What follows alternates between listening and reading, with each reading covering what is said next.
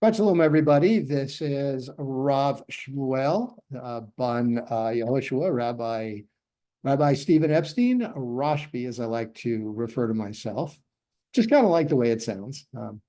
Anyway, hope you're doing well. Shabbat shalom. And today we're going to be talking about Parashat Ki Teitzei.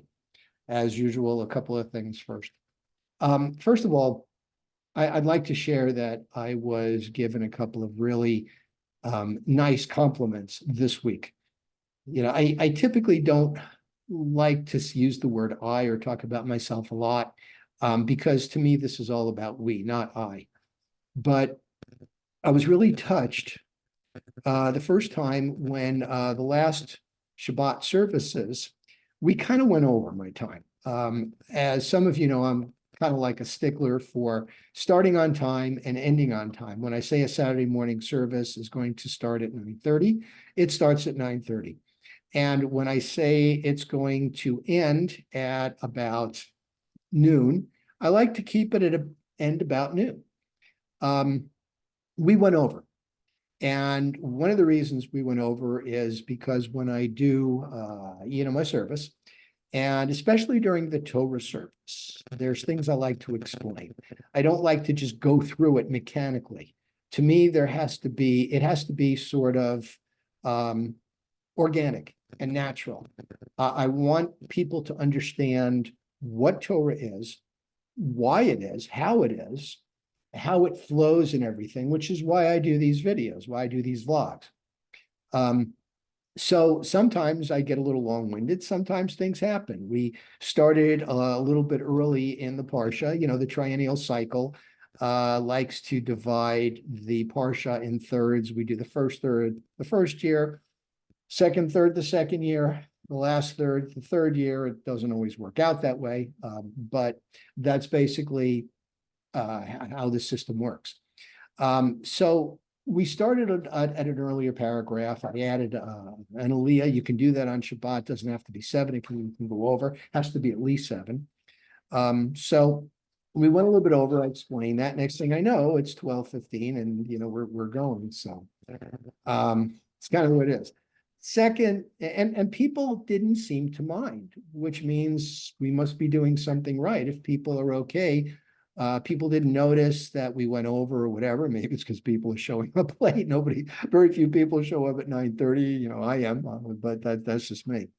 The second thing is that we had a Beit Din and a mikveh this week, and I was invited to sit on the actual panel of rabbis, the Beit Din, the 3 rabbis that do that. And to me, this was a big deal. I feel like I've made it as a rabbi that, I'm being invited to sit on a panel. I know that they were short a rabbi and, I was there. It was convenient. So it kind of worked out. So to me, that was a big deal. So another thing is, if you notice, I say Beit Din and mikveh. I don't say conversion. I don't like to use the word conversion. A lot of us are Jews. We're either Jews by birth or we're Jews after birth by choice. Some of us are both. That's kind of my case. So one of the things that the rabbis say is that when somebody becomes Jewish after birth, when they convert, you don't discuss it. You don't deal with it. They're Jewish and that's it. You don't worry about it. You don't think about it. I'm very big on that. A Jew is a Jew. So for me, and I we were watching this movie and they were talking about music and singing, and someone made the remark, well, music is not a profession, it's a lifestyle. It's the way I feel about Judaism. When I was younger, I went through Hebrew school. I learned a lot of things. And then after college, I picked up the Hertz Chumash. I started reading and I felt enlightened. I'm like, wow, this is really what Judaism is. And I had this always love to share. That's why I become a rabbi. Okay, enough of that. Let's get to the Parsha. Ki Teitzei when you go out. So there's a lot going on in this Parsha. It contains more commandments than any other Parsha in the Torah. And I always like to envision, here's Moses talking to the new generation of Israel that's going to go out and, conquer the land. And these are things they need to know. And, a portion like this, he's probably started off by saying, okay, there's going to be a lot of going on here, so everybody take notes. Of course, back then they didn't really write on parchment, be chiseling, and be a lot of noise chiseling on that stone, right?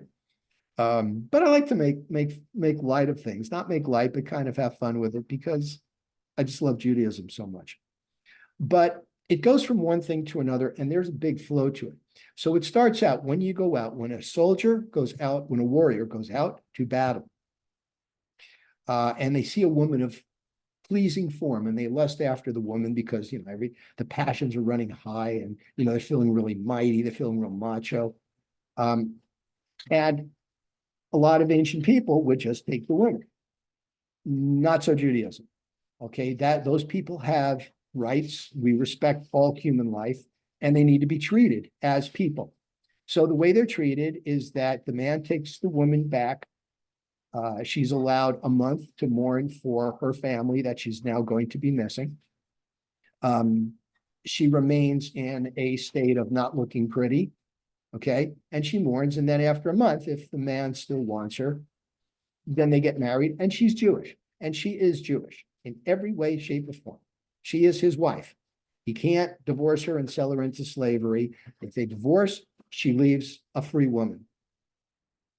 The next thing is, what if a man has multiple wives and the quote unquote hated wife has the firstborn?